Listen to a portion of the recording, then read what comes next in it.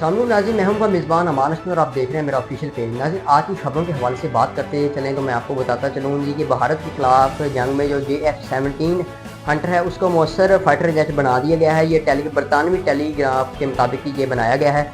उनके मुताबिक पाकिस्तान के JF-17 थंडर जंगी तैयारा आलमी दफाई मंडी में तेज़ी से मकबूल हो रहा है और हालिया पाक भारत जंग जो है उसकी कारकर्दगी देखने के बाद मुतअद्दिद ममालिक की फ़ज़ाई अफवाज इस तैयारे की खरीदारी के लिए कतार में खड़ी हो गई है।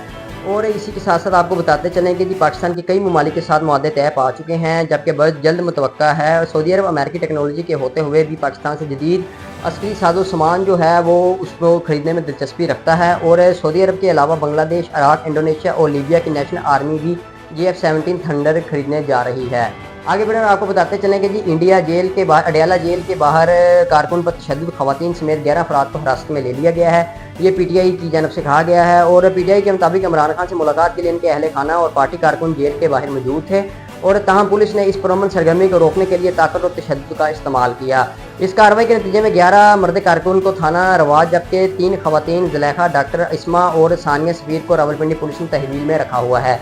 और PTI ने मुतालबा किया है कि जी तमाम गिरफ्तार मर्दों खवातीन को फौरी रिहा किया जाए। आगे बढ़े और आपको बताते चले कि जी विराट कोहली के वनडे बैटिंग में नंबर 1 पोजीशन पर 5 साल बाद वापसी हुई है। और ICC की जानब से जारी करदा ताज़ा तरीन रिकॉर्डिंग अपडेट में यह है कि जी 37 साल कोहली ने अपनी अहम वतन रोहित शर्मा को पीछे छोड़ते हुए 2 अप्रैल 2021 के बाद पहली बार वनडे फॉर्मेट में नंबर 1 पोजीशन हासिल की है। और कोहली के जो रेटिंग पॉइंट्स हैं उनमें 12 पॉइंट्स का इजाफा हुआ है और 785 पॉइंट्स के साथ सरफरिस्त आ गए हैं। आगे बढ़कर आपको बताते चले कि जी TP अफगानिस्तान से पाकिस्तान में जो TTP है वो अफगानिस्तान में पाकिस्तान में दहशतगर्दी में मुलव्वस है और ठोस शवाहिद मौजूद हैं, जो उसके शवाहिद हैं, सबूत है वो मौजूद है।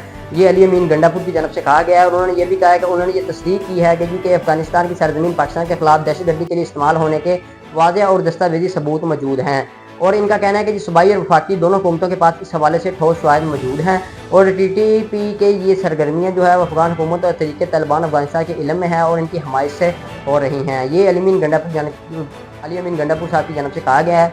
आगे बढ़े आपको बताते चलेंगे सोने की कीमत की जो तहरीक की नई बुलंदतरीन सतह पर पहुंच गई है। सोना मतलब अपनी कीमत जो तरीकी कीमत है उसकी जो नई सतह है उस पर पहुंच चुका है, बुलंदतरीन सतह पर। और मुल्क में फ़ी तोला सोना जो है वो 4300 रुपये इजाफे के बाद 4,86,162 रुपये का हो गया है।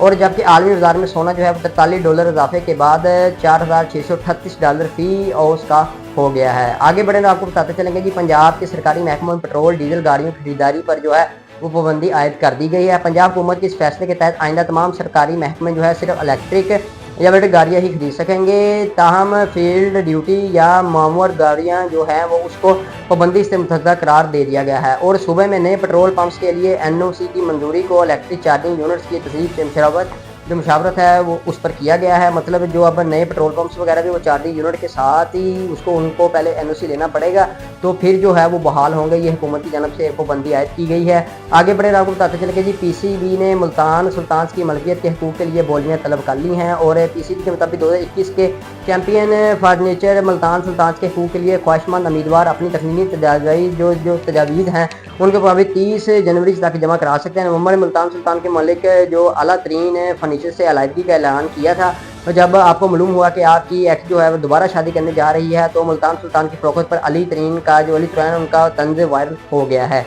आगे बढ़े आपको बताते चलेंगे जी पाकिस्तान और मराकश के दरमियान मुस्तकिल दफाई तावन का जो फ्रेमवर्क है वो तैयार हो चुका है। और ख्वाजा आसिफ ने सरकारी दौरे पर मराकश के वज़ीर मुमलकत बराए कौमी दफाई इंतजामिया अब्दुल लतीफ़ लदाई से मुलाकातें की हैं। और ख्वाजा आसिफ ने कहा है कि जी जल्द मुआहदे के तहत दोनों ममालिक के दरमियान मुस्तकिल दफाई रवाबत जो के लिए एक अदारा जाती ढांचा कायम किया जाएगा।